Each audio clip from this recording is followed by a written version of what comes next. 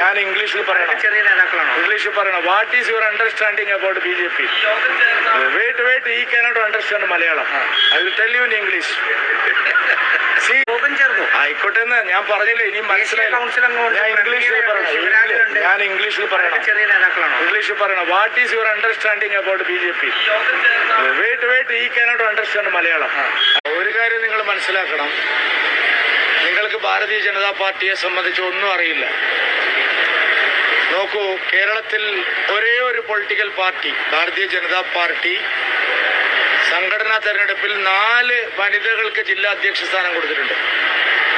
കേരളത്തിലെ ഏതെങ്കിലും ഒരു പൊളിറ്റിക്കൽ പാർട്ടി, CPM ആവട്ടെ കോൺഗ്രസ് ആവട്ടെ, CPMന്റെ ഏതെങ്കിലും ഒരു ജില്ലാ സെക്രട്ടറി വനിതയുണ്ടോ? ഏതെങ്കിലും ഒരു DCC പ്രസിഡന്റ് ഇപ്പോൾ കേരളത്തിൽ വനിതയുണ്ടോ? ഞങ്ങൾ 4 പേർക്ക് വനിതാ നേതാക്കൾക്ക് അവസരം കൊടുത്തിട്ടുണ്ട്. മറ്റൊന്ന്, ഞങ്ങൾ ഹിന്ദു പാർട്ടി എന്നാണല്ലോ പറയുന്നത്.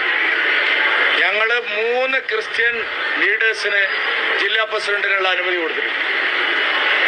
ഞങ്ങൾ സവർണ പാർട്ടി എന്നാണല്ലോ പറയുന്നത്. 2 പട്ടികജാതി നേതാക്കൾക്ക് ഞങ്ങൾ ജില്ലാ പ്രസിഡന്റുമാരായിട്ട് അവസരം കൊടുത്തിട്ടുണ്ട്. ഇത്രയും ഇൻക്ലൂസീവായിട്ടുള്ള ഒരു ജില്ലാ കമ്മിറ്റി പുനഃസംഘടന കേരള BJPയുടെ ചരിത്രത്തിൽ ഇന്നേവരെ ഉണ്ടായിട്ടില്ല.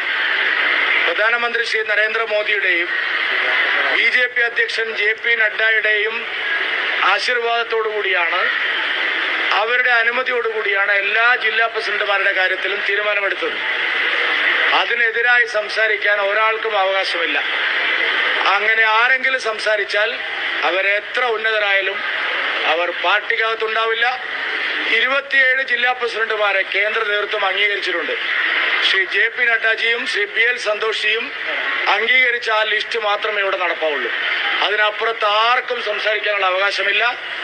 BJP വളരെ കൃത്യമായിട്ടുള്ള കണക്കൂട്ടലിലൂടെയാണ് എല്ലാ ജില്ലകളിലും അധ്യക്ഷന്മാരെ നിശ്ചയിച്ചിട്ടുള്ളത്. സാമുദായികമായ പ്രാതിനിധ്യം, ജെൻഡർ ഇക്വാലിറ്റി, ഇതിനെല്ലാം ഞങ്ങൾ പരിപൂർണമായിട്ടുള്ള പരിഗണന നൽകിയിട്ടുണ്ട്. ഇത്രയും സമീകൃതമായ ഒരു ലിസ്റ്റ് ഇതിനു മുമ്പ് ഒരിക്കലും കേരളത്തിൽ ഉണ്ടായിട്ടില്ല. ആ ലിസ്റ്റ് മാത്രമേ പ്രാവർത്തികമാവുകയുള്ളൂ. നിങ്ങൾ സ്വപ്നം കാണുന്നതൊന്നും ഇവിടെ നടക്കാൻ പോകുന്നില്ല. ഞാൻ പറഞ്ഞല്ലോ ഏത് ഉന്നതരായാലും പാർട്ടി ദേശീയ അധ്യക്ഷനും പാർട്ടിയുടെ അഖിലേന്ത്യാ ഓർഗനൈസിംഗ് സെക്രട്ടറിയും അപ്രൂവ് ചെയ്ത ലിസ്റ്റിനപ്പുറം ഒരു മാറ്റമില്ല. നഗരസഭാ ഭരണം തന്നെ താഴെ വരാനുള്ള ഒന്നും സംഭവിക്കില്ല. ഇത് നിങ്ങൾ പന്തളത്തും പറഞ്ഞാണ്. പന്തളത്ത് നിങ്ങൾ പറഞ്ഞു നഗരസഭ ഇപ്പൊ വീഴും. ഇന്നവിടെ യോഗം ചേർന്നു. ആയിക്കോട്ടെ എന്ന് ഞാൻ ഇംഗ്ലീഷിൽ പറയണം. ചെറിയ നേതാക്കളാണോ? ഇംഗ്ലീഷിൽ പറയണം. What is your understanding about BJP? Wait he cannot understand